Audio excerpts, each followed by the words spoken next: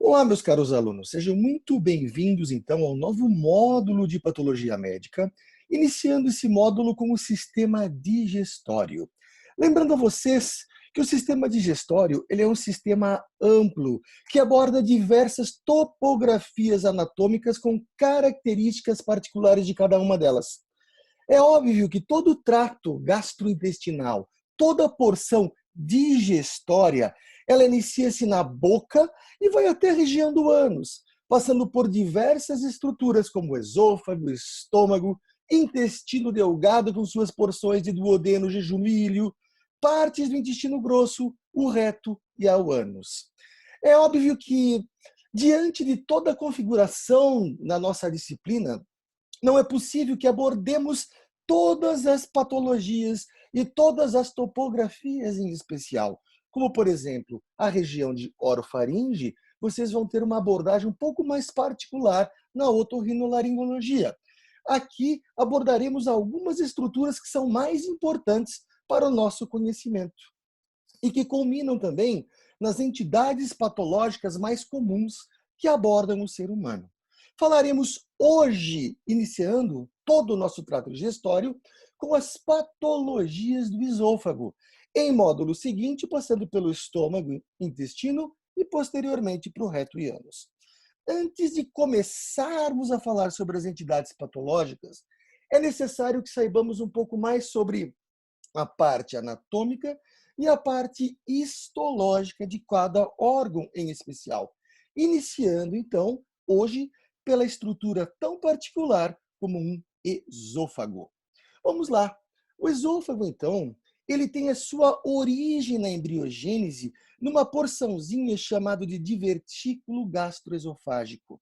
Esse divertículo é um tubo único. Ele acaba se, digamos assim, ele se acaba se constricto. Esse constricção faz com que aquelas células internas acabem entrando em apoptose, fazendo com que diante de um tubo ele se divide em dois. A porção mais anterior dessa regiãozinha de desenvolvimento começa a se diferenciar num tubo específico que formará parte desse sistema digestório, chamando então de esôfago. O esôfago ele é apenas um tubo de condução, mas com algumas características peculiares. Anatomicamente, ele se estende sobre 3 porções, digamos assim, da região de 3 partes anatômicas, desde a região cervical, passando por uma região internamente torácica, finalizando na parte abdominal, por onde ele penetra por um hiato da região do músculo diafragma, entrando em 5 a 8 centímetros aproximadamente, até fazer aquela penetrância na região gástrica propriamente dita, que a gente chama isso de junção esôfago-gástrica. Perfeito? O que é importante a gente saber, então, dessa estrutura? Ela é um tubo longo. Um tubo longo que se estende aproximadamente da vértebra cervical 6 até a região da torácica número 11, compondo aí um tubo de aproximadamente 24, 25 centímetros, passando por essas 3 estruturas, cervical, torácica, abdominal.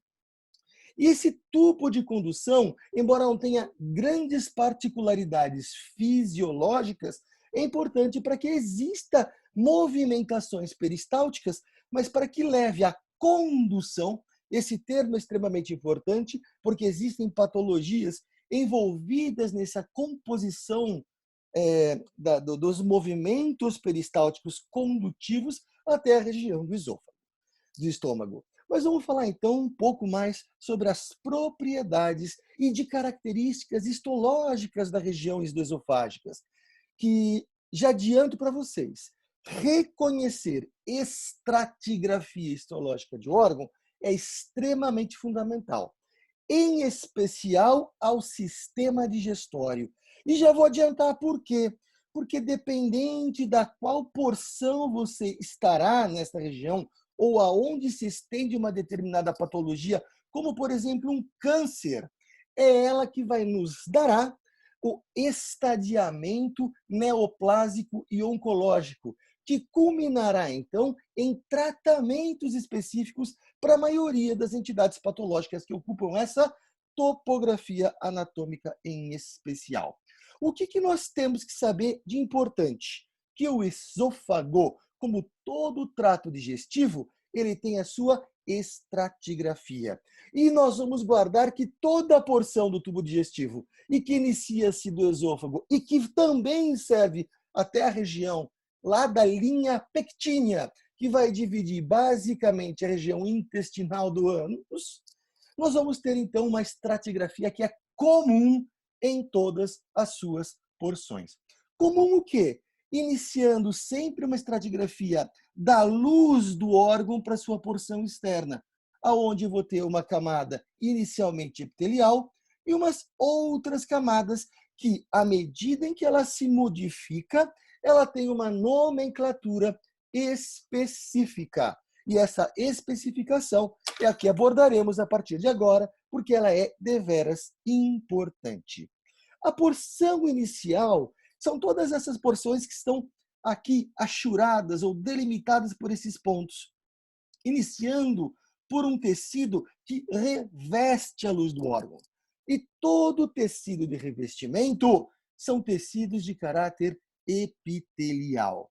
Diferentemente das outras porções mais internas e mais caudais do sistema digestivo, o esôfago ele é revestido por um epitélio grosseiro, um epitélio estratificado, pavimentoso, não queratinizado, ou seja, ele é um tecido escamoso de caráter mole, sem queratina, aonde vou ter entre 7 a 8 camadas. E ele é uma camada importante, porque ele tem um aspecto de não ter grandes trocas iônicas entre o meio interno e o meio externo, o que diferencia, por exemplo, de mucosas especializadas e que também se comportam como caráter glandular, como ocorre, por exemplo, no estômago e nos intestinos propriamente dito. Aqui é um tecido propriamente de revestimento escamoso, como ocorre em outras áreas de revestimentos mucosos, como boca, língua, orofaringe, regiões internas do sistema genital masculino e feminino. Então, o esôfago ele faz parte exatamente deste epitélio exclusivamente de revestimento. Lembro-se vocês que todo tecido epitelial ele repousa sobre uma membrana basal e que ele é nutrido por uma faixa pequena de um tecido conjuntivo frouxo, que o nutre por difusão. Esse contingente de um tecido epitelial, mas essa pequena faixa de tecido conjuntivo frouxo constitui uma mucosa, que é uma estrutura específica composta por essas duas estruturas, em que no trato digestório e também, por que não dizer, também partes do trato respiratório mais superiores, fazem parte de uma composição histológica importante.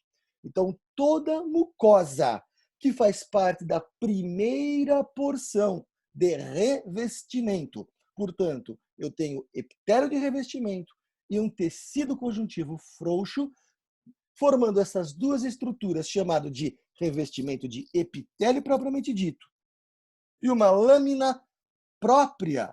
Tudo isso vai cursar com a primeira porção, que é a porção interna, né, em contiguidade à luz do órgão, chamado de mucosa. Então, aqui num corte um pouco mais transversal, aonde você consegue ver a luz e as estruturas se estendendo até a porção da lâmina própria, a porção final da lâmina própria. E aqui nós temos, então, um corte de caráter um pouco mais longitudinal, pegando todas as estruturas, aonde aqui nós teríamos a luz do órgão, o epitélio um pouquinho mais grosseiro e uma porçãozinha pequena, chamada, então, de lâmina própria. É importante dizer e acrescentar para vocês que essa lâmina própria ela pode apresentar um tecido específico aí interno, chamado de tecido muscular, que chama-se muscular da onde? Da mucosa. E ele é um tecido importante, porque quando você olha um corte histológico, o final, a porção terminal ou o mais distal da luz, ele praticamente serve como um divisor de águas. Ele divide a mucosa da superfície da próxima camada. Que próxima camada que é? Bem, se até aqui nós temos a mucosa, aqui nós temos uma camada que fica embaixo da mucosa, também denominada de submucosa. E qual que é a submucosa? Então, ela é delimitada numa porção mais voltada para a luz pela própria mucosa, e na mucosa nós temos uma porção anatômica importante, que é um tecido muscular liso, que faz parte da mucosa. Por isso a gente chama de muscular da mucosa, embora ele não seja uma camada distinta, ele faz parte da camada anterior. E ele termina, pessoal, juntamente com outro tecido, que quando começa, então, a um tecido muscular. Mas o que compõe a submucosa? Um tecido conjuntivo denso. É um tecido caracteristicamente de sustentação, ricamente vascularizado, ricamente inervado também. É importante predizer que quem controla, né, muitas vezes, a abertura e a porção esofágica são alguns tipos de, digamos assim, de compostos, né, neurológicos do sistema nervoso autonômico que se localiza também entre a porção do sistema da submucosa e da porção da mucosa, que a gente chama de gânglios autonômicos.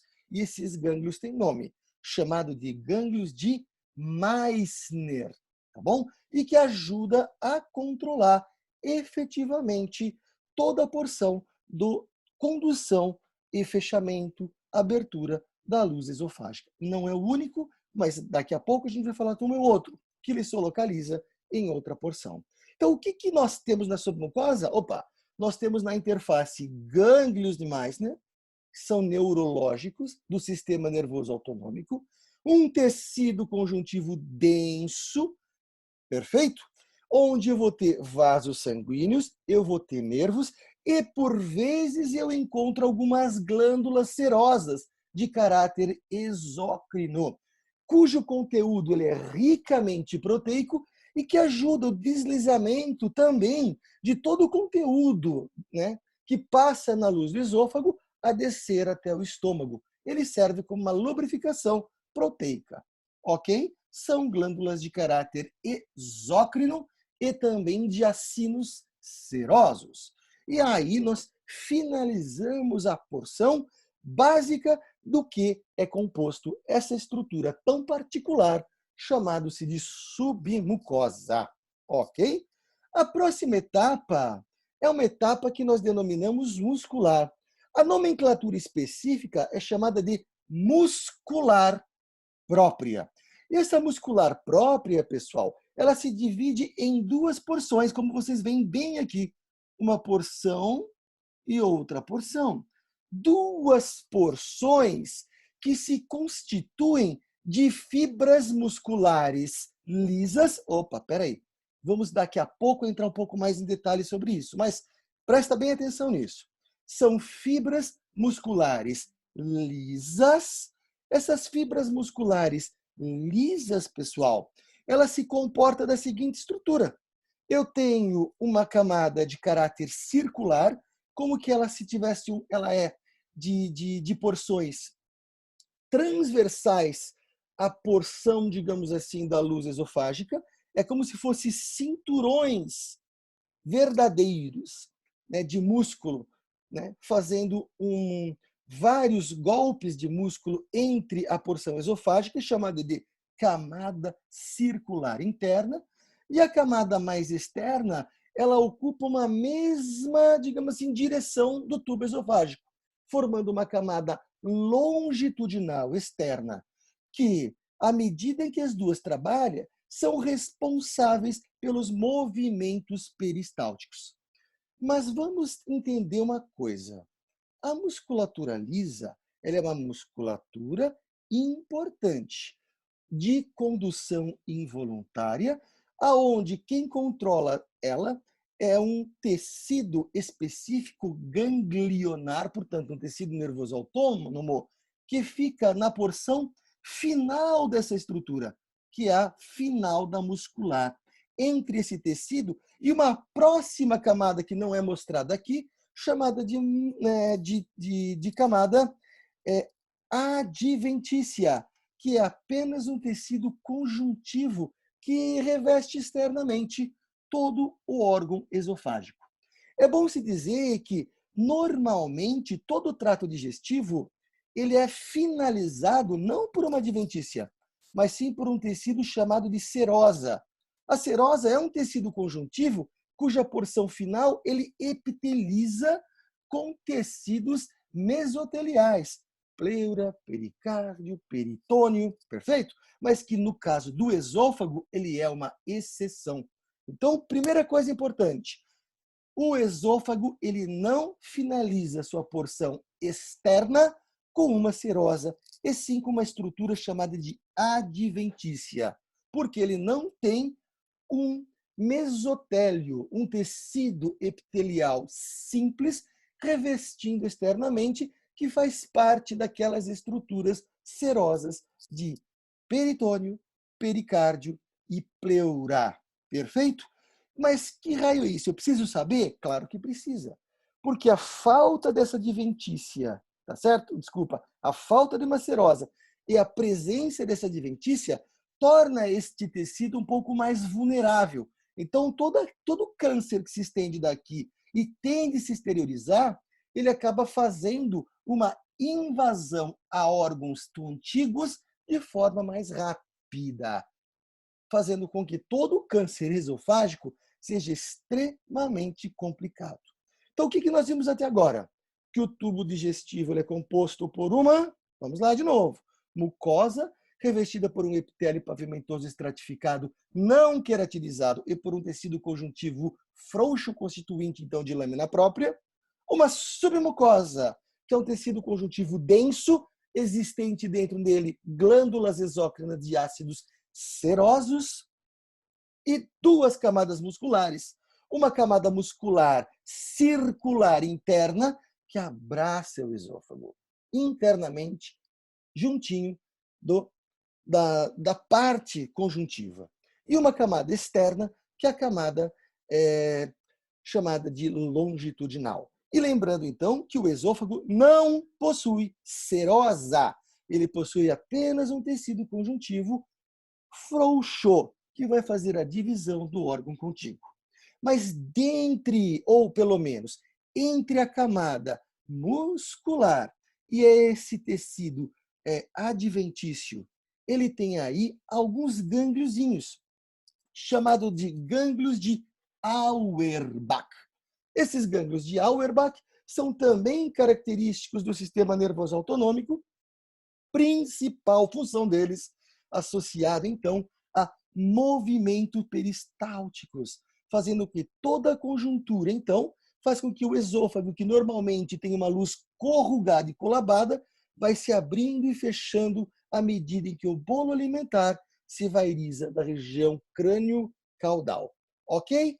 Então, aqui é como se fosse um mantra para a gente poder nunca mais esquecer as camadas e a cada camada importante que constitui a porção, desde a porção interna até a porção externa do esôfago, constituindo mucosa, submucosa, muscular própria.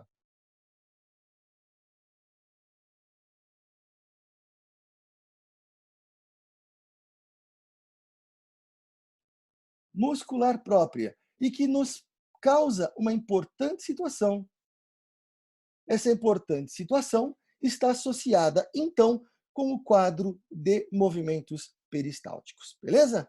Muito bem. Então, detalhes um pouco mais da mucosa, com o epitélio estratificado pavimentoso, né? Um pouco mais daquela estrutura que a gente chama de muscular da mucosa, cuja porção final delimita a lâmina própria da submucosa e que já é o início de uma muscular constituinte daquela parte chamada de muscular interna, ou simplesmente circular interna. A porção do esôfago, pessoal, ele se estende até a região do estômago. E vejam nessa região que mostra a transição do esôfago para a região gástrica. Nós temos aqui o epitélio estratificado pavimentoso, ele diminui de tamanho até entrar e formar um tecido um pouquinho diferente, que aqui é um tecido de caráter glandular tubular, com suas especificidades e suas particularidades, chamado então de esôfago gástrica ou transição esôfago-gástrica. Entre essa região esôfago-gástrica, é importante a gente predizer que existe uma área de união. Essa área de união, onde mostra o nosso zorrinho aqui, ó, é bem essa área tênue, onde eu tenho aí de 2 a 3 milímetros de células que fazem essa transição. Essas células são células cilíndricas simples, sem presença de célula caliciforme. Por que eu estou falando isso? Porque se tiver célula caliciforme nesta porção, nós estamos falando de uma condição patológica. Portanto, eu tenho células cilíndricas de transição que chama-se linha Z, ok? Essa é apenas uma área de transição. Ela não tem funcionalidade nenhuma, mas é importante que, se você tiver qualquer lesão sobre ela e ela começar a apresentar outros tipos de células ou outros comemorativos, diferentemente dessas células cilíndricas únicas, nós temos aí uma condição patológica importantíssima. Perfeito? Muito bem, meus caros. Iniciaremos agora, então, o que a gente chama, então, de patologia do esôfago. Mas antes de falar sobre a patologia do esôfago, é importante a gente colocar, então, mais uma informação importante. Lembre-se que o esôfago é um tubo, cuja porção mais superior, que fica na região da orofaringe, ele é fechadinho. Ele tem uma areazinha que o fecha da região entre boca e esôfago, chamado de esfíncter esofágico superior. E aqui, a estratigrafia daquele mantra que eu pedi para vocês guardarem de mucosa, submucosa, muscular, né, própria e adventícia, ela muda um pouco. Por que eu mudo um pouco?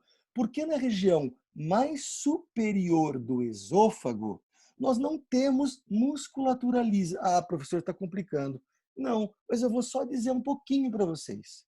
A região que faz o fechamento e abertura do esôfago na sua porção mais cranial, ou melhor, no terço superior do esôfago, naquela região mais cervical, a musculatura que localiza-se nesta porção especial é musculatura estriada esquelética.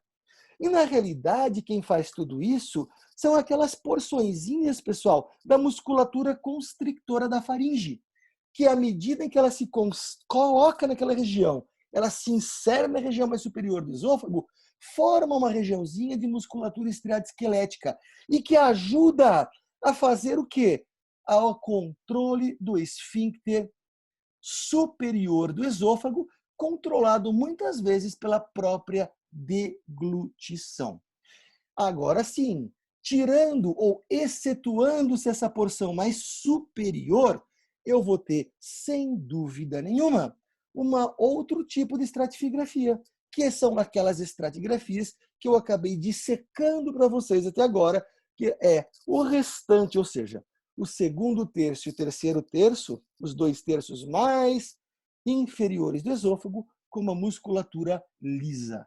Então, professor, o que faz o esfíncter inferior do esôfago? Opa, o esfíncter inferior do esôfago são musculaturas lisas, partes de ligamentos, ligamentos esôfago-gástrica e o esôfago também que se liga em porções diafragmáticas. Tá bom? Então, esta é a porção inferior do esôfago. Entendido isso, iniciaremos então as patologias.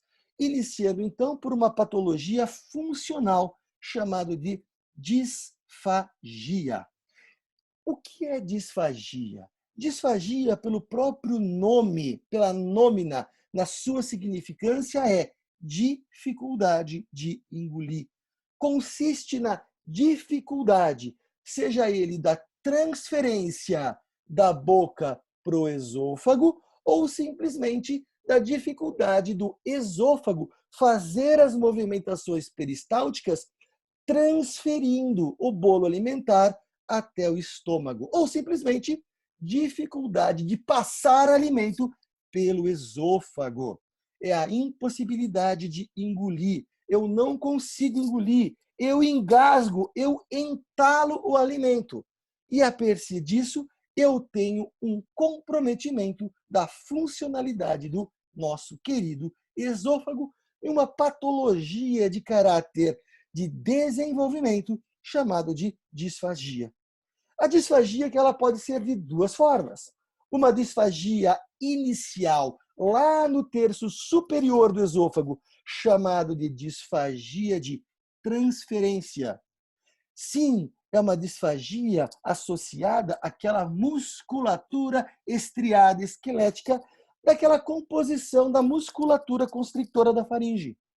Enquanto outro tipo de disfagia é na condução, na progressão do alimento até chegar no estômago. Então, dependendo da onde se encontra o fechamento ou não manifestação do bolo alimentar se manifestando e entrando e passando pelo esôfago, nós temos essas duas situações especiais. Começamos a falar um pouquinho sobre disfagia de transferência. A disfagia de transferência é a não passagem do bolo alimentar ao esôfago. É como se eu tivesse um problema nas musculaturas constritoras da faringe e eu fecho o esfíncter superior. Não passa pelo esfíncter superior, o paciente engasga, ele cospe aquela comida, ele tem cialorreia, né? Ele tem muita salivação e não consegue engolir propriamente dito. E o que causa esse tipo de lesão? Eu preciso, lembre-se que as constritoras da faringe, eu tenho ali, pessoal, partes enervadas, né, córticos bulbares bilateral. Eu preciso ter as duas porções dos feixes córticos bulbares comprometidos. E são nervos cranianos. Né? Eu tenho aí o par número 9, né, que é o glossofaríngeo. Eu tenho o par 10, que é o vago, e tenho o par 12, tá certo? Esses três tipos de nervos cranianos é importante, por quê? Porque diversas patologias podem cursar com a sua deficiência. Por exemplo, eu tenho uma síndrome de Wallenberg, onde eu tenho, por exemplo, uma isquemia numa arteríola, né? numa ramificação da artéria paica, daquela ramificação da artéria cerebelar posterior inferior, aonde eu vou ter o comprometimento de uma estrutura importante, né, por causa deste tipo de circulação, fazendo com que toda aquela região se comprometa por isquemia e eu não consiga mais ter a disfagia de transferência, ok? E outras patologias de desmielinização de nervos cranianos, como, por exemplo, a esclerose múltipla, que acomete normalmente pares do sistema nervoso central, entre eles pares dos nervos cranianos, ou esclerose lateral amiotrófica, que é uma outra patologia, que envolve primeiro neurônio, segundo neurônio, tá certo? Seja ele pares cranianos do sistema nervoso central e também periférico, assim como algumas demências ou a própria doença de Parkinson. Todas elas comprometem esse sistema córticos bulbares. Quais são os nervos? 9, 10, o 12, fazendo com que a gente tenha, então, com que o esfíncter superior do esôfago não se abra e a pessoa engasga. Ok? Diferentemente, nós temos aí uma disfagia de condução. A disfagia de condução é quando eu perco a capacidade de fazer com que o alimento progrida pelo tubo. E aí, pessoal, eu tenho problemas não mais na musculatura estriada esquelética, mas sim muitas vezes na musculatura lisa. como, por exemplo, eu perco a capacidade daquela musculatura se contrair. Existem síndromes como CREST, como esclerodermia, que fazem com que eu perca a capacidade de contração. Eu perco os núcleos bulbares dos nervos, não é isso? Aqueles nervinhos importantes entre a camada mucosa e submucosa dos nervos de Meissner, ou melhor, dos gânglios de Meissner. Eu perco também a porção neuronal dos gânglios de Auerbach, perdendo a capacidade dos movimentos involuntários peristálticos. Então, tudo isso vai contribuir para que eu não consiga mais fazer com que progrida o alimento. Tudo isso faz com que eu engula, mas o alimento entale. Tá certo? Entale, chamado de disfasia baixa ou disfagia de condução. Mas são só esses problemas? Não. Posso ter tumores comprimindo o esôfago e fechando o esôfago. Eu posso ter lesões esofágicas onde ele colabe. Então eu tenho aí cânceres que fecham e obstruem o esôfago. Mas cada um desses tipos de patologia, nós vamos fazer uma abordagem um pouco mais especial, que são abordagens importantes, diferentemente apenas da porção neurológica que ocorre na disfunção da transferência. Perfeito? Visto então a disfagia, uma consequência da disfagia de condução é uma doença extremamente importante, chamada de acalásia. A acalásia talvez seja uma das doenças mais importantes que acontecem no esôfago. Por quê?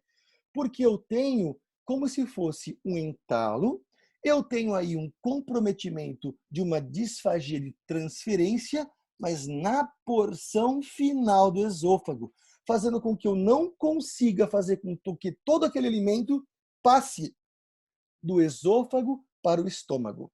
Para que eu não tenha essa passagem do esôfago para o estômago, consequentemente, eu tenho aqui uma deficiência do esfíncter inferior do esôfago. Ele ganha em tônus, ele contrai, ele não relaxa. Portanto, eu tenho um relaxamento prejudicado desse esfíncter, fazendo com que ele se feche. E por mais que eu tente engolir, eu não consigo. No início, até com água, eu consigo fazer com que alguma coisa passe. Mas à medida em que o tempo passa, pessoal, eu tenho uma constricção, eu tenho um relaxamento deficiente, eu tenho um tônus daquela musculatura extremamente constricto e, consequentemente, eu vou ter aí um esôfago aumentado de tamanho, numa mêmina chamada de acalase. Como assim um esôfago? Imagine que todo o alimento que você come fica aprisionado numa regiãozinha. Então, à medida que o alimento vai caindo nessa porção, o esôfago vai se dilatando. Então, a acalásia, além de ser um déficit no relaxamento da musculatura lisa, prejudicando o esfíncter inferior do esôfago, eu tenho aí uma consequência chamada de megaesôfago, ou simplesmente dilatação do esôfago. Antes da gente passar para entender o que é essa dilatação, vale a pena dizer que o esôfago, com toda aquela porçãozinha que a gente tem de tentar empurrar por movimentos peristálticos, ele começa a fazer movimentos involuntários. O esôfago, para ter uma movimentação do bolo alimentar, nós temos aí uma regular movimentação, que a gente chama isso de peristaltismo primário, secundário, que são organizados. No momento que eu tenho um relaxamento incompleto, o esôfago ele começa a se fazer várias constrições independentes que tenta fazer com que todo o bolo alimentar seja jogado para a região do estômago. E nesse movimento, com essas contrações involuntárias, normalmente o paciente queixa-se de dor. Uma dor no peito, que pode ser até, digamos assim, confundida com infarto agudo do miocárdio, com doenças até do refluxo gastroesofágico, mas é importante que a gente lembre que essa doença pode produzir bastante dor no paciente, ok? Lembre-se aqui que as acalásias, ela tem diversas situações que podem levar a elas. A primeira delas é a que a gente chama de idiopática, onde aqueles neurôniozinhos do complexo de Auerbach, que faz normalmente a, a, a movimentação involuntária e a movimentação peristáltica, começa a falhar. Talvez por uma alteração de neurotransmissor inibitório, como um GABA, por exemplo, mas ele fica parado, não faz mais as suas funções, fazendo com que, então, o déficit do relaxamento do esfíncter inferior do esôfago se manifeste. Outra coisa importante são condições de degeneração neuronal por diversas doenças, entrando aí doenças como diabetes, alguns cânceres que invadem a musculatura, fazendo com que aquela musculatura perca a capacidade de contração. Eu tenho aí uma doença idiopática chamada de amiloidose, tá certo? Onde eu faço fibras proteicas distintas e atípicas, cuja função delas acaba sendo totalmente aberrativas. E eu tenho a principal que leva à calásia, que é a doença de Chagas. A doença de Chagas talvez seja uma das poucas doenças que levam a uma calásia e um megaesôfago por degeneração dupla. Diferentemente do restante da calásia, que compromete um plexo distal, que é aquele plexo chamado de Auerbach, a doença de Chagas ela faz tanto no plexo de Auerbach quanto no plexo de Meissner. A degeneração dupla faz com que eu tenha que, muitas vezes, fazer uma esofagectomia nesse paciente, porque senão, pessoal, ele não consegue mais deglutir. Eu preciso colocar uma bomba, um balão de abertura, e dependendo do tamanho do megaesôfago, consequentemente, eu tenho um quadro aí que eu preciso remover o esôfago, porque ele perde com toda a sua função. Então, só lembrando, o tubo do esôfago. Aqui a porção superior, lembra que o esôfago aqui é muscular estriado-esquelético, e aqui tem uma regiãozinha, então, que é a porção chamada de junção esôfago-gástrica, que a gente tem o esfíncter inferior do esôfago. Uma vez que eu fecho esse esfíncter, todo o conteúdo cai aqui e esse esôfago tende a dilatar. Lembrando que eu consigo fazer uma análise do diagnóstico até por uma radiografia, onde a pessoa ingere bário, eu faço batidas radiográficas e esse bário vai fazer com que esta porçãozinha esteja, digamos assim, constricta, chamado de porção em bico de pássaro ou em chama de vela, onde ele está bem fininho e tudo que está aqui não passa do esôfago para o estômago. Olha aí que bonitinho aqui. Então eu vou ter a região do esôfago dilatado, chamado então de acalásia, ou simplesmente megaesôfago, por o quê? Por uma déficit do relaxamento da musculatura que forma o esfíncter inferior do esôfago, formando essa estrutura que parece um bico de pássaro ou uma lâmina de vela. Então o raio-x é o principal mecanismo de diagnóstico? Não.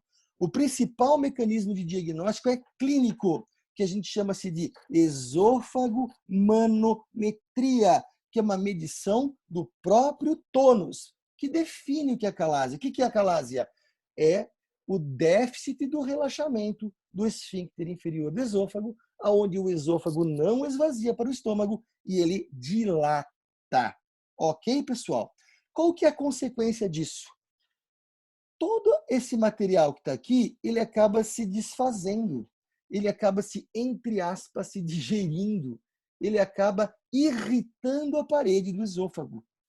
Portanto, a calásia, com toda essa desestruturação da putrefação de todo tipo de alimento que se mantém na região esofágica, produz gás, produz materiais nitrosinados e nitrogenados, que pode levar, então, como consequência, o desenvolvimento do câncer esofágico, que nós abordaremos um pouco mais para frente.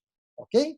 Mais uma vez, a acalásia com o megaesôfago. Lembrando que o tratamento depende do megaesôfago. Se eu tiver um megaesôfago aí com diâmetro menor do que 4 centímetros, por exemplo, eu posso usar medicamentos como bloqueadores de canais de cálcio, sildenafil. Sildenafil, sim, o próprio Viagra ajuda nesse quadro. Eu posso colocar balão, tá certo? Um balão que normalmente é utilizado entre 4 e 7 centímetros. Se for entre 7 centímetros e 11 e 10 centímetros de dilatação, eu faço uma cirurgia chamada-se de miomectomia ou cirurgia de Ehler, mas se eu estiver acima de 10 centímetros, eu tenho que realmente tirar o esôfago, porque não tem mais conserto. Mais uma vez, a acalásia, o déficit, né, do relaxamento do esôfago, do esfíncter inferior do esôfago. Perfeito? Vamos começar a falar agora, então, sobre algumas patologias associadas à inflamação. As famosas esofagites. E a primeira esofagite importante que a gente vai estudar são algumas lacerações longitudinais. Lacerações entre o estômago e o esôfago. Mas o que causa esse tipo de laceração? A mucosa se rompe. É como se eu tivesse uma grande propulsão de todo o material que está no estômago voltar, o esôfago ficar naquela brincadeira de dilatar, diminuir, ele rompe as suas porções e dilacera a sua mucosa, fazendo com que eu tenha rompimentos de microvasos, e esses microvasos me produzem, então, hemoptise, ou seja, eu tenho aqui, tá, fatores que levam a vômitos com sangue. E qual que é o principal fator que leva essa esofagite, chamada de malorivais, que são lacerações longitudinais? São vômitos. Pessoas que têm excesso de vômitos, o vômito vem e ele dilata o esôfago para sair do estômago para o esôfago, formando microlesões, que consequentemente associadas à hemoptise. São vômitos associado a sangue, que é autolimitado. Ele melhora, tá certo? Não preciso grandes abordagens, não preciso tratar o paciente. Esse paciente não choca, mas é importante que depois a gente faça um diagnóstico diferenciais das lesões ulcerativas importantes que pode matar o paciente. Mas lesões de malorivais, elas são lesões lacerativas de caráter longitudinal na porção entre o estômago e o esôfago. Perfeito? E de caráter longitudinal. É aqui. Fica nesta porção, eu tenho a mucosa lacerada, e essa mucosa lacerada com lesões vasculares também, proporcionando sangramento. Olha que bonitinho. Aqui numa endoscopia digestiva, porções aqui mais do esfíncter, né? Esôfago gástrico, e aqui lacerações longitudinais por excesso de vômitos. Ok, pessoal? Por excesso de vômitos e que, consequentemente, associado à desidratação também pelo álcool. Portanto, isso aqui é quase que, não é específico, hein? De uma doença de pessoas de alcoolismo crônico que fica bêbado em grande quantidade, 7 dias por semana, 31 dias por mês, ok? Outra coisa importante, pouco se tem notícias de anorexia e bulimia, não é isso? Por causa da malorivais. O fato de você vomitar, né, com aquela coisa de acho eu tenho que ser magra, estou engordando, eu comi 2 batatinhas chips, né, engordei muito, aquela sensação neurológica do engordamento faz com que algumas pessoas, em especial mulheres, algumas mulheres com a prevalência maior, ela entre em alguma neurose e vomite, induza seu próprio vômito. Pouca notícia tem se estabilizado neste tipo de quadro que desencadeia malorivais. Perfeito? Mas quando se fala em esofagite, se fala em doenças infecciosas. E eu quero que vocês guardem 3 doenças infecciosas que são as mais comuns que acometem o esôfago. A primeira delas, por meio de vírus. E vírus eu tenho aí da família do HSV, são as herpes. E também tenho os citomegalovírus. E também tenho as lesões fúngicas, representado principalmente pela candidíase. Lembrando que candidíase é mais comum da em boca, no trato digestório. Pessoas que usam prótese total, Aquelas próteses que grudam no palato, ele não tira, formando um ambiente quente e úmido e, consequentemente, colonização por cândida. Quando eu tenho no esôfago, pessoal, isso não é via de regra, mas muitas vezes eu tenho que pensar que esofagite candidocitosa, né, por candidíase ou por candidose, como vocês queiram chamar, ou monilíase, como alguns mais antigos chamam, é característico de pessoas imunodeprimidas. E aí eu tenho que pensar num HIV, perfeito? Então, quais são as esofagites que eu tenho que pensar? Herpes, citomegalovírus e candidíase. E aqui eu tenho um exemplo típico da herpes. Herpes causada por um vírus chamado de HSV1 das vias aéreas superiores e boca. Mas hoje em dia, HSV2 também constitui esse tipo de patologia, embora antigamente era mais exclusivo da região genital. E aí existe uma infecção cruzada, SG1, HS2, né? Por aí o mecanismo que a gente não vai explicar, mas ele é autoexplicativo, como se pega um, como se pega o outro, levando a lesões vesicobolhosas. Eu vou ter lesões pequenas vesiculares, elas se rompem, olha aí, várias lesõezinhas de vesículas, às vezes agrupadas, elas se rompem, provocando o quê? Uma ulceração. Lembrando que ulceração aqui são os rompimentos e perda do tecido epitelial, deixando a lâmina própria exposta, mas sem chegar numa condição profunda. Normalmente, o tamanho de uma exulceração ou de uma ulceração é entre 3 a 5 milímetros no máximo de profundidade. É diferente de úlcera, que é acima de 5. Aqui eu tenho uma ulceração, que são pequenas úlceras, provocadas por várias vesículas constituintes, então, de uma esofagite importante chamada de herpes.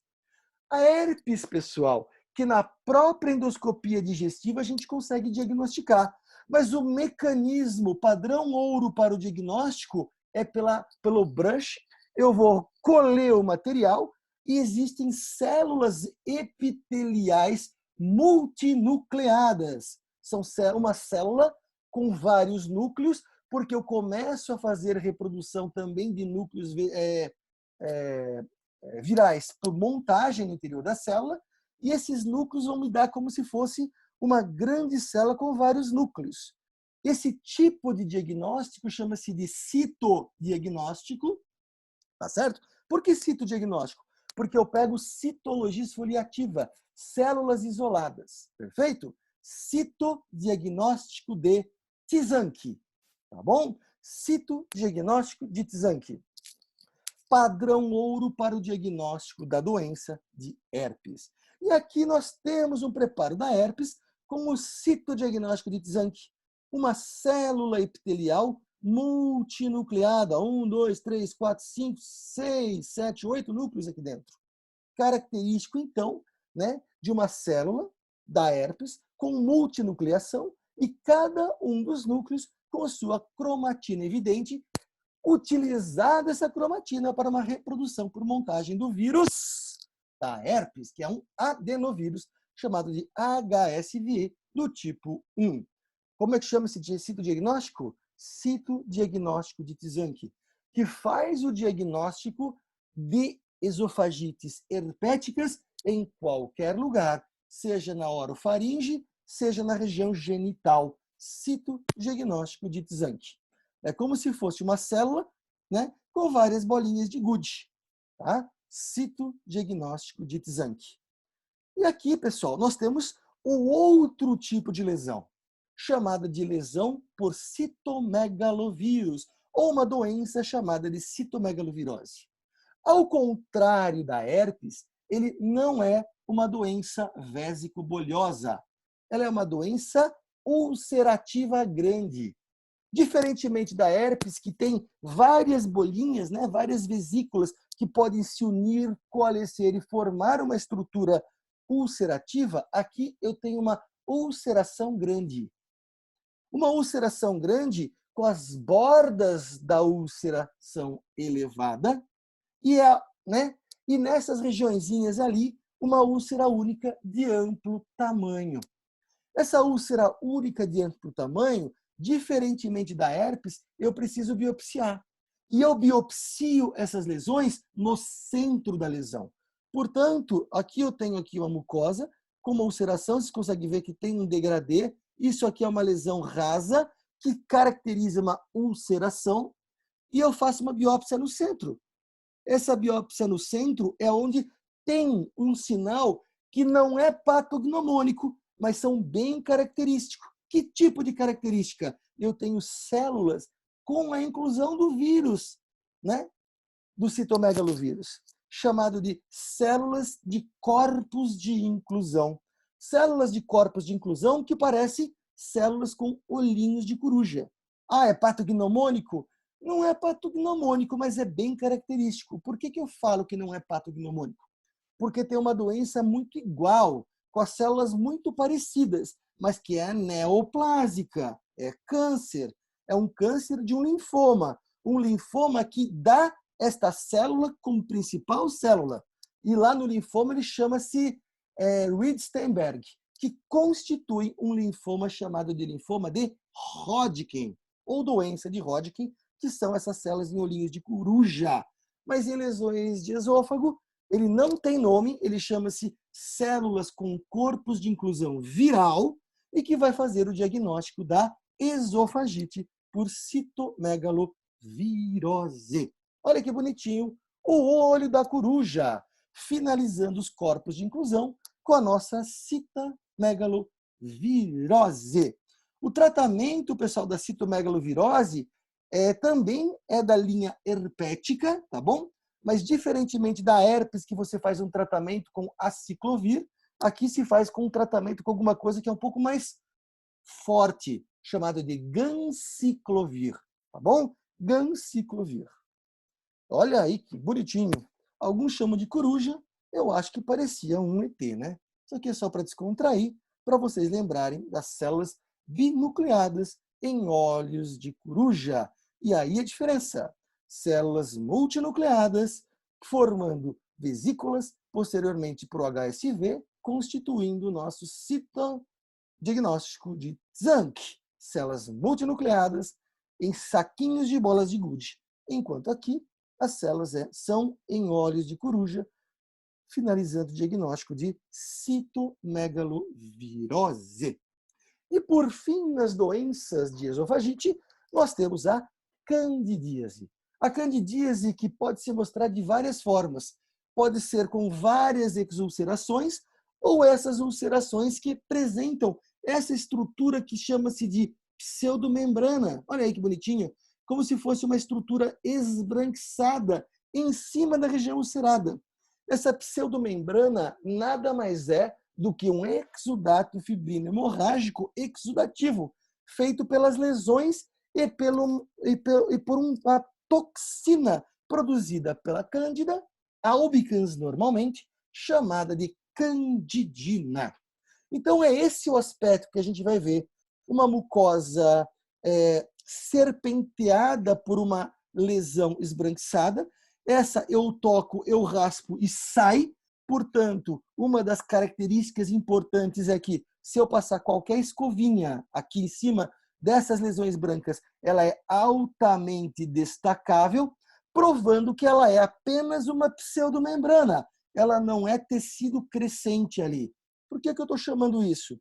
Porque o início do câncer, pessoal, com a proliferação epitelial, ele leva a uma lesão branca chamada de leucoplasias, mas que é intrínseca do tecido crescente, fazendo com que o tecido prolifere e mascare o que está aqui embaixo da vasculatura, fazendo com que eu tenha uma progressão celular, levando aquela musculatura a uma lesão mais branca acinzentada. Mas isso faz parte do tecido. Eu só consigo remover por biópsia, por cirurgia. Na candidíase, isso é apenas um tapetinho em cima, é um exudato. O que eu passar em cima, eu posso passar uma espátula, ela sai.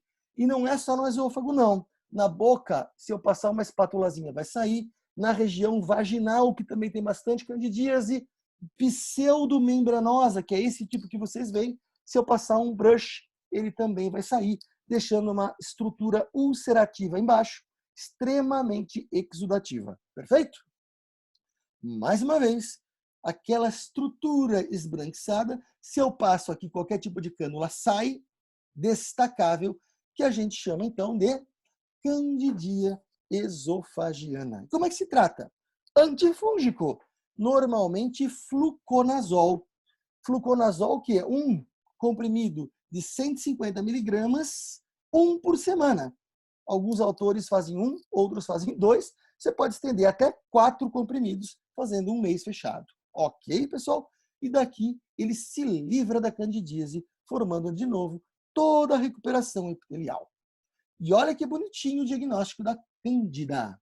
Aqui eu tenho uma citologia esfoliativa coradas por PAS, o famoso periódico ácido de Schiff, aonde eu vejo células epiteliais esofágicas de caráter escamoso, e essas áreas aqui são hifas de cândidas albicans exacerbadas pelo nosso PAS. Olha aí, mais uma vez, fungos, né, em caráter de hifas e esporulando. Olha aí que bonitinho a esporulação do fungo, formando então o diagnóstico da candidíase esofagiana.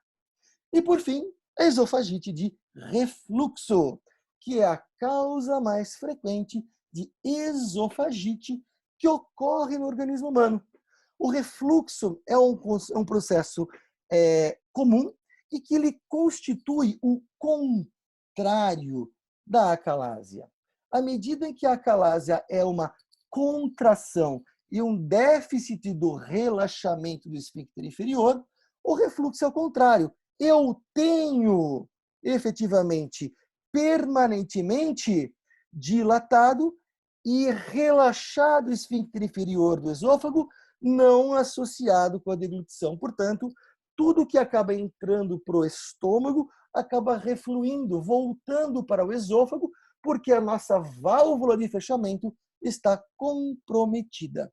E esta doença proporciona, então, uma doença específica chamada de refluxo gastroesofágico. Um refluxo gastroesofágico cujo sinal e sintoma é bem característico. Qual que é o sinal e sintoma dessa doença? 2. São sinais clássicos. 2. Eu tenho pirose, que é aquela queimação. Né? À medida em que o suco gástrico sobe para o esôfago, ele acaba dando uma queimadinha. E eu vou ter aí queimação. Outra coisa importante é sentir que todo aquele conteúdo que está no estômago vai subindo. Isso chama-se regurgitação. Então, essa sintomática dupla de regurgitação associado à pirose são os compostos exclusivamente clássicos. São os sintomas clássicos de toda doença do sistema gastroesofágico, finalizando o refluxo da doença gastroesofágica. Perfeito? Ah, mas sempre vou ter isso? Não. Existem os sintomas atípicos. Quais são os sintomas atípicos? Eu tenho refluxo e aspiro. E nessa aspiração, eu vou ter o sinal clássico do comprometimento do sistema respiratório. Qual é mesmo? Tosse. Tosse, pessoal, e às vezes tosse com um pouco de catarro, porque a secreção pelas células tanto exócrinas, que faz parte da submucosa, ou ainda pelas células caliciformes, acabam envairecendo com grande quantidade de muco. Perfeito? Então eu vou ter bastante tosse. E quando o paciente tem tosse, a gente não pode esquecer que pode ser pelo sistema respiratório, mas também pode ser pelo refluxo gastroesofágico, que proporciona para a gente um quadro de uma doença atípica. Qual que é o outro tipo de doença que a gente pode ter? Lembre que o conteúdo é ácido. O ácido entrando na boca, ele vai produzir, então, saburra lingual, sujeira lingual mesmo. Eu vou ter desgaste do esmalte dentário e vou ter halitose. Esses três, essa tríade, faz parte, então, dos sintomas atípicos da doença do refluxo gastroesofágico, proporcionando um quadro de doença oral. E eu também tenho otite média. Lembre-se que o trato respiratório e a boca, ela tem aí uma continuidade. E ali, pela região mais superior do trato oral, eu vou ter uma continuidade, principalmente com a porção interna, chegando até a membrana timpânica. Então, o refluxo gastroesofágico, entrando pelo tubo auditivo, pode nos proporcionar uma otite interna química, levando, pessoal, a uma otite, fazendo um terceiro passo das doenças do refluxo gastroesofágico. Quais são os fatores que levam o início, o gatilho, para que eu tenha todo aquele esfíncter inferior do esôfago relaxado perpetuadamente? Ixi, eu tenho muita coisa, mas muita coisa que pode fazer com que eu diminua o tônus. A primeira coisa que a gente vai ter que ter em mente é o aumento da pressão abdominal. Aumento da pressão abdominal significa o quê? Gordura, obesidade. Mas não me restringe a isso. Posso ter gravidez. Mulheres grávidas, a partir de 16 semanas, 20 semanas, aonde o feto já passa acima da cicatriz umbilical, ele já começa a fazer uma alta pressão abdominal. E, consequentemente, pessoal, assumindo uma diminuição do esfíncter na sua porção funcional, levando ao relaxamento perpetuante, consequentemente, refluxo com frequência. Outras coisas importantes é a hérnia de hiato, normalmente hérnia de rolamento, aonde eu tenho uma deficiência da musculatura diafragma e a parte, né, daquela região do esfíncter esofágico, ele acaba subindo, levantando, que era para estar na porção abdominal ou intrínseca no músculo diafragma, ele acaba subindo um pouco mais para a região torácica e, consequentemente, fazendo uma hérnia abdominal, perfeito? Consequentemente, eu tenho aí a hérnia chamada de hérnia de hiato, onde eu tenho aquela porçãozinha até do estômago, da junção esôfago-gástrica, um pouco mais acima da musculatura do diafragma, concomitantemente proporcionando, não sempre vai fazer, mas tem uma maior propensão de ocasionar, então, uma doença do refluxo gastroesofágico. E outras estruturas, e outras substâncias, excesso do álcool, do tabaco, e uma coisa que a gente praticamente não usa, que é a gordura. Não é comer churrasco à noite, comer coxinha à noite, comer pastel, ou base para alguns, um pãozinho com manteiga. Tudo isso é plausível de proporcionar uma doença do refluxo gastroesofágico, porque todos eles tendem a utilizar alguns receptores dessa musculatura lisa, dessas porções ligamentares, esôfago gástrico, esôfago diafragmática, fazendo com que eu tenha um maior relaxamento. Perfeito? E tenho aí outras substâncias, como colicistoquinina. Tenho doenças como esclerodermia, que vai fazer com que também relaxe. Então, existem vários fatores, mas os principais estão aí. Lembrando que a esofagite pelo refluxo ocorre em cima de 40 anos de idade, e levando, então, os dois sintomas que a gente não pode esquecer. Quais são eles? Pirose e regurgitação. Lembrar que confunde com dores no peito até retroesternal, confundindo com o IAM, com o infarto agudo do miocárdio. Se você está na dúvida, faça sempre um eletrocardiograma. Mas se ele falar que é azia, pirose, piora à noite, piora deitado, né? Aí nós vamos ter que pensar no refluxo. O refluxo que pode ser, então, uma lesão que pode não só dar sintomas, mas dar sintomas e lesões importantes. E existem algumas classificações, entre elas classificações de Los Angeles, como uma das principais que se utilizam na prática clínica. Como que? Eu tenho uma lesãozinha, é apenas uma ou mais erosõezinhas menos de 5 milímetros. Opa, isso eu classifico endoscopicamente de um jeito. Agora, se eu tiver lesões de grande proporção, ocupando mais do que 75% da cintura do esôfago, isso aí já é um grau maior. Eu não vou entrar em detalhes, cada uma com vocês, porque isso é de caráter endoscópico, mas é importante que vocês guardem para a vida e para a prova clínica de vocês, mas que na entidade patológica a gente não tem aí um quadro tão efetivo. Lembrando que a classificação de Los Angeles, por mais que seja bem usada hoje na nossa prática, não é a única. Existe outra chamada de Savary-Miller, que é mais ou menos parecida, mas ele classifica como E.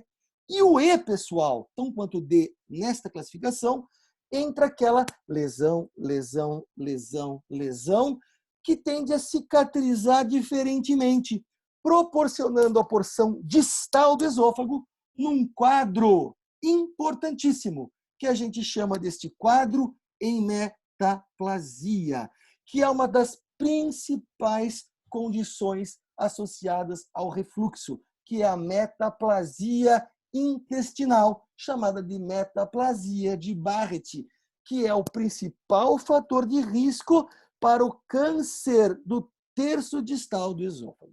Perfeito? Tranquilos? Existe outros tipos de esofagite? Existe. Como, por exemplo, por eosinófilo, por hiperplasia de zona basal, por hiperemia, mas o mais importante é a do refluxo e que leva aquelas proporções importantes, levando em conta, então, aquela doença tão particular que é a metaplasia intestinal. Aqui só para a gente ver que existe, né, uma grande quantidade de eosinófilo aqui, 15 eosinófilos por campo, dá um tipo específico, né, chamado de esofagite eosinofílica, que é um tipo raro, mas é um tipo que a gente precisa tratar de forma diferente. Fechou? Então vamos voltar ao refluxo. Quais são as complicações? Primeiro, úlcera. Segundo, vômitos com sangue. Terceiro, melena. E o quarto, que é o mais importante para nós, o esôfago de Barrett. O que era o esôfago de Barrett mesmo? Eram doenças aonde eu tenho uma ulceração. Essa ulceração, ele olha e fala assim, eu estou sofrendo muita quantidade de porção lesional por um pH muito baixo. Eu preciso mudar. E quando eu mudo, eu tenho aqui que fazer uma nova área para que eu aguente o tranco. E esse aguente tranco são situações de epitélios intestinais. Então, o que eu preciso ter para dar o diagnóstico de esôfago de Barrett? Eu preciso ter a troca do tecido epitelial pavimentoso estratificado do esôfago por um tecido simples, colunar, onde as células colunares têm aquela borda em escova, microvílulos, cutícula estriada e células caliciformes. Lembra que no início eu falei que zona Z não tem. Aqui eu tenho. E se eu tiver célula caliciforme, eu dou o diagnóstico de esofagite de Barrett ou esôfago de Barrett. E que o grande risco de proporcionar modificações dele são doenças, entre eles o câncer, que finaliza essa parte. E o câncer que finaliza a porção terminal do esôfago de Barrett é um câncer chamado de adenocarcinoma esofágico. Perfeito? Como é que é a esofagite de Barrett na endoscopia? É uma mancha. É uma mancha, mas não ulcerativa. Ela muda de cor. Alguns autores chamam assim, é um tapete salmão a endoscopia. Um tapete salmão que nos sugere o diagnóstico. Mas lembrar que a esofagite de Barrett, o diagnóstico é histopatológico. Histopatológico onde eu tenho que encontrar. Eu tenho que encontrar epitélio intestinal mais células caliciformes. Ok? Eu tenho que entender que isso tem epitélio intestinal mais células caliciformes. E o grande ponto é poder estar migrando esse epitélio, que não só é regenerativo, mas como eu começo a ter grandes agressões pelo suco gástrico, podendo transformar-se num câncer. Perfeito? Que tipo de câncer? Adenocarcinoma esofágico do terço final. Adenocarcinoma esofágico do terço final. E isso é importante, hein, pessoal? Olha só, eu tinha um epitélio estratificado, passo a ter um epitélio intestinal que, de repente, ele começa a apresentar displasias. Essas displasias evoluem, começam a fazer com que esse epitélio intestinal progrida, lembrando que o epitélio intestinal são glândulas de revestimento tubular, ele começa a invadir proliferar, proporcionando, então, o câncer invasor no terço final do esôfago. E que ele é altamente invasor por quê? Porque ele vai penetrando pelas camadas mucosa, submucosa, muscular da mucosa, adventícia, não tem nada de parâmetro, invade para as estruturas adjacentes. Fechado? E aqui nós temos um exemplo típico de um adenocarcinoma. Do que? De metaplasia de Barth. O esôfago ainda com o epitélio estratificado, áreas aqui, olha aí, de epitélio intestinal. Eu tenho pseudoestratificações e atipias, aonde eu olha, células caliciformes, constituinte, então, da esôfago de Barth. E aqui, células atípicas, com células em diversas alturas, constituindo um quadro já de alto grau invasor da nossa metaplasia. E olha como o caso benigno é diferente. Células na altura, tudo bonitinho, eu tenho apenas uma outra pseudoestratificação, não tenho alterações de relação volumétrica entre núcleo e citoplasma, eu tenho aqui um quadro mais monótono, enquanto o alto grau ele é extremamente invasor, com células aberrativas, com caráter de todos aqueles comemorativos de uma neoplasia grave. Perfeito? Mas vamos deixar, então, para falar sobre os cânceres de esôfagos na próxima aula prática, onde falaremos tanto do adenocarcinoma do terço distal, quanto do carcinoma de células escamosas, que é mais comum no terço proximal do esôfago, finalizando a patologia do esôfago na próxima aula prática. Ok, pessoal? Divirtam-se, aproveitem essa aula e até a próxima. Uma boa semana a todos e até semana que vem.